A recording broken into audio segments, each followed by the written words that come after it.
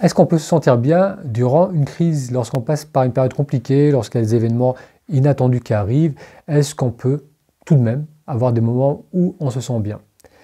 La réponse rapide, c'est oui, je pense que c'est possible, même si lorsqu'on est lorsqu'on est pleinement dans une crise, lorsqu'on est en plein dedans, on a l'impression que tant que ce problème est là, on va être incapable d'être bien, parce que c'est vraiment très présent. Et ce problème, ça peut être une situation avec un proche, ça peut être un problème au niveau des finances, un problème au niveau du travail, au niveau familial, au niveau de la santé. Donc ça peut affecter différents domaines de notre vie. Et parfois c'est tellement fort, c'est tellement pesant, c'est tellement présent qu'on a du mal à détourner notre attention de cela.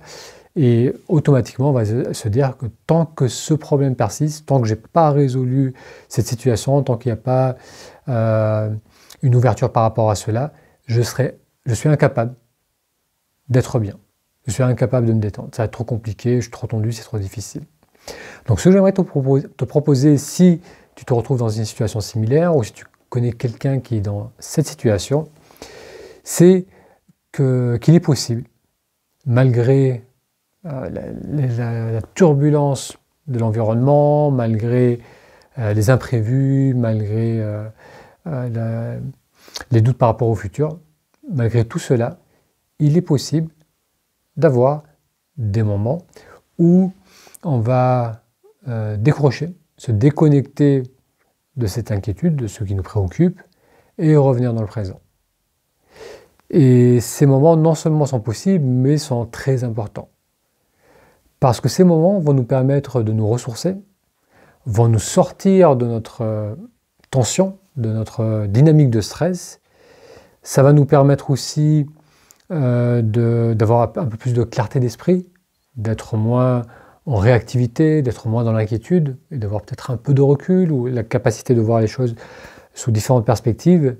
Et bien souvent, ça va nous aider à gérer cette situation, ou au minimum, ça va nous aider à traverser cette situation tant qu'elle perdure.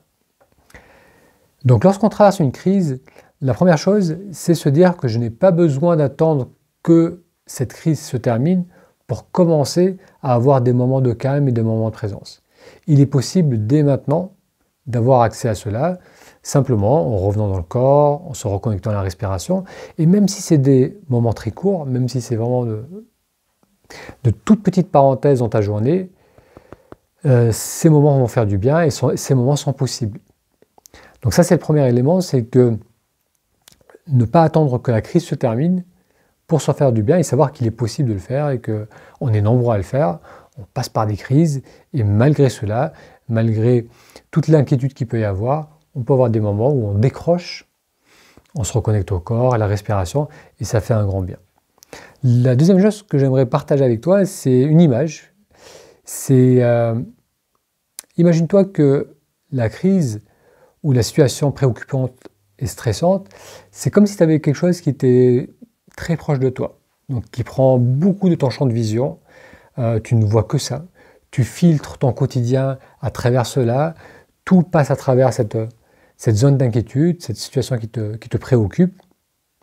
Et ces moments de présence, ces parenthèses de calme, c'est simplement créer de l'espace en soi. Donc plus je crée de l'espace en moi, plus cette boule de tension, ces inquiétudes, elles vont continuer à être là, elles vont continuer à exister, mais il va y avoir beaucoup plus d'espace autour et on va pouvoir respirer, on va pouvoir se détendre, on va pouvoir détourner l'attention, voir autre chose, voir ce qui va bien, malgré que ça persiste. Donc ça, c'est la deuxième chose, c'est avoir cette image en tête que lorsque je suis uniquement focalisé sur ce qui ne va pas, je filtre tout à travers ces inquiétudes et qu'il est possible, en ouvrant l'attention, d'éloigner cette inquiétude, simplement en lui donnant un peu plus d'espace et de pouvoir ainsi respirer et voir les choses sous un angle différent.